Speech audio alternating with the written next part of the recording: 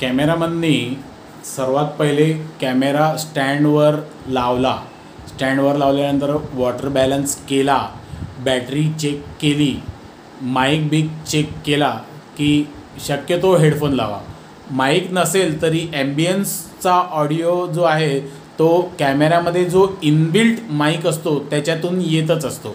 तर कॅमेरामननी नेहमी हेडफोनचा वापर करायलाच पाहिजे की ऑडिओ रेकॉर्ड काय होतं आहे हे बघण्यासाठी. प्लस कंटिन्युअस स्क्रीनवर लक्ष पाहिजे.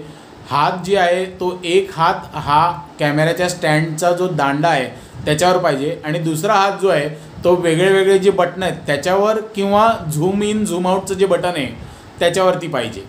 आता आपण कॅमेऱ्याचा प्रकार बघूया. Tilt up. आता जिथे कॅमेरा आहे तिकडनं कॅमेरा वरती करायचा म्हणजे हा tilt up. Slow slow slow हा झाला टिल्ट अप. कॅमेरा पूर्ण वरती. आता हा टिल्ट अप झाला आहे. आता आपण टिल्ट डाऊन करूया. तर आता हा खाली खाली खाली खाली पूर्ण एकदम खाली आला. हा झाला अजून खाली अजून खाली अजून खाली अजून खाली अजून खाली अजून खाली अजून खाली. हा झाला tilt down. Tilt down. Tilt up समजला तुम्हाला, टिल्ट डाऊन समजला.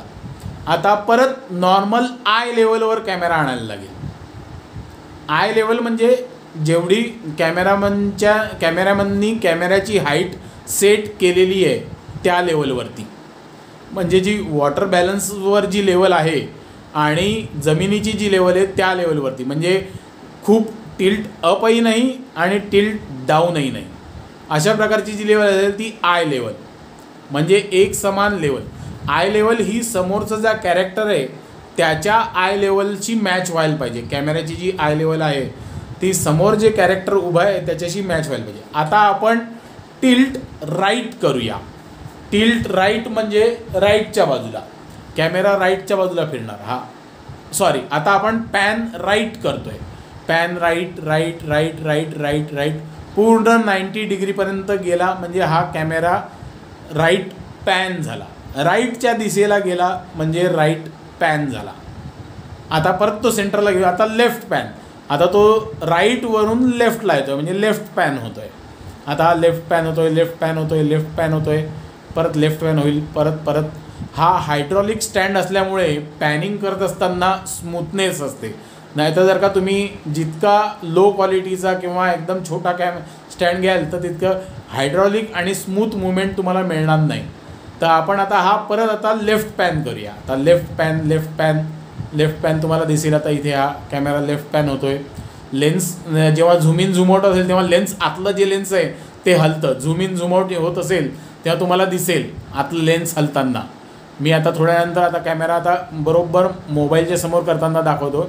आता कॅमेरा घे, परत राईट पॅन, परत राईट पॅन, मोबाईलच्या समोर एक्झॅक्ट घे म्हणजे आपल्याला कॅमेऱ्याचं लेन्स दिसेल किंवा झूम इन झूम आउट होताना. ते बघा बास झूम इन झूम आउट होताना दिसेल. परत झूम इन कर या झूम आउट तेव्हा कॅमेऱ्याचं लेन्स जे आहे ते हलतं आहे. हे जे लेन्स जे आहे कॅमेऱ्याचं ते हलतं थोडंफार. झूम इन झूम आउट जे आहे ते आपण बघूया कसं कॅमेऱ्याचं लेन्स हलतं.